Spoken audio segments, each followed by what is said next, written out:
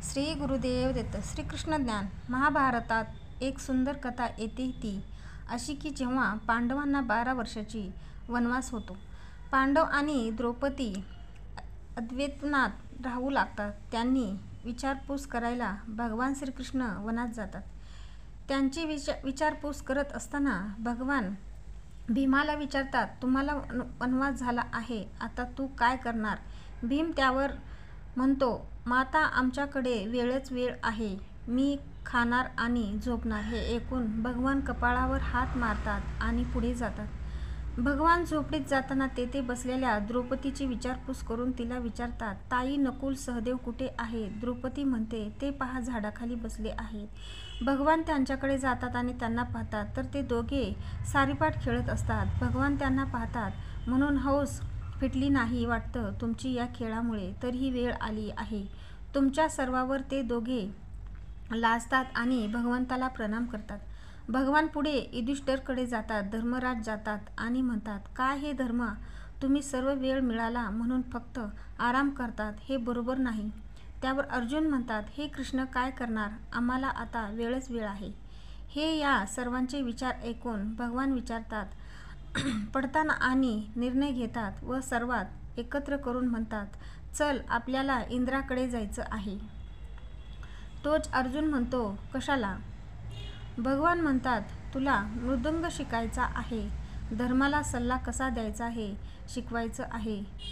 भीमला स्वयंपाक, सहदेवाला घोडे राखायला, नकुलला रथ चालवायला आणि द्रौपदीला झाडलोट करणं शिकवायचं आहे. हे ऐकताच सर्व आश्चर्यचकित होऊन भगवानाकडे पाहू लागतात.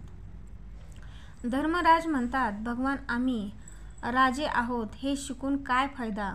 तुम्ही द्रौपदीचा तरी विचार करा. ती भरतवर्षाची स्मरणदिनी आहे.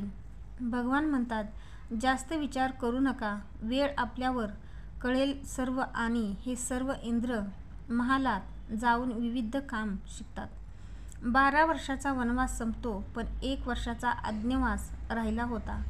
कौरवांनी 12 वर्षाचा वनवास पांडवांनी दिला होताच, पण त्याबरोबर असा डाव पण केला होता की जर वनवासानंतर 1 वर्षात जर तुम्ही आम्हाला दिसला तर परत तुम्हाला वनवास आणि अज्ञातवास होईल.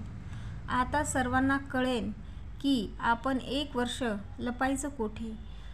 त्यांनी भगवंतांना विचारलं. भगवान म्हणतात, हीच ती वेळ आहे. तुम्ही रिकाम्या वेळेत जे इंद्राकडे जाऊन काम शिकलात ना, आता तुम्हाला त्याचा फायदा होईल. आणि भगवंताने त्यांना विराट राजाचा पत्ता दिला. ते सर्वजण स्वतःची ओळख लपवून विराट राजाकडे सेवकांचे काम करतात. यात धर्मराज कंक नावाचा ब्राह्मण होता आणि राजाला सल्ला देतो. भीम बल्लव नावाचा आचारी होतो. अर्जुन बृहन्नळा नावाचा मृदंगवादक होतो. सहदेव घोडे राखणारा, नकुल रथ सारथी, तर द्रौपदी विराट राजाची राणीची दासी होते. याप्रमाणे खाली वेळेत शिकलेल्या कामाचा त्यांना अशा प्रकारे फायदा होतो.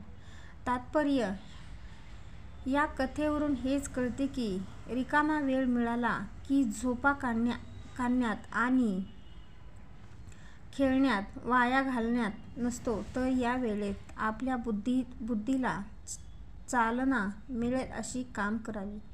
व्यायाम, योग, घरगुती कामे, कोडी सोडवणे, विद्यार्थ्यांनी पुढच्या वर्षाचा अभ्यास, मुला-मुलींनी दोघांनी वेगवेगळे पदार्थ करायला शिकणे, गावात असाल तर शेतीची कामे, अशी खूप काम आहेत आपल्याकडे. सर्वात महत्त्वाचं काम म्हणजे आपल्या बुद्धीला, मनाला चालना मिळण्यासाठी धार्मिक ग्रंथांचे अवलोकन, अध्ययन करणे आवश्यक आहे. कारण आपण असे उच्च शिक्षित असाल तर त्या शिक्षणामुळे माणूस विवेक तर होतो, पण तो विवेक वापरायला अध्यात्म शिकतो.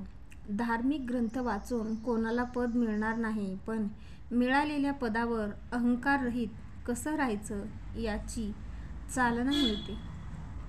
कोणाला धन मिळणार नाही, पण जवळ 10 रुपये जरी असतील तरी त्यात समाधानी कसं राहायचं याची चालना मिळते.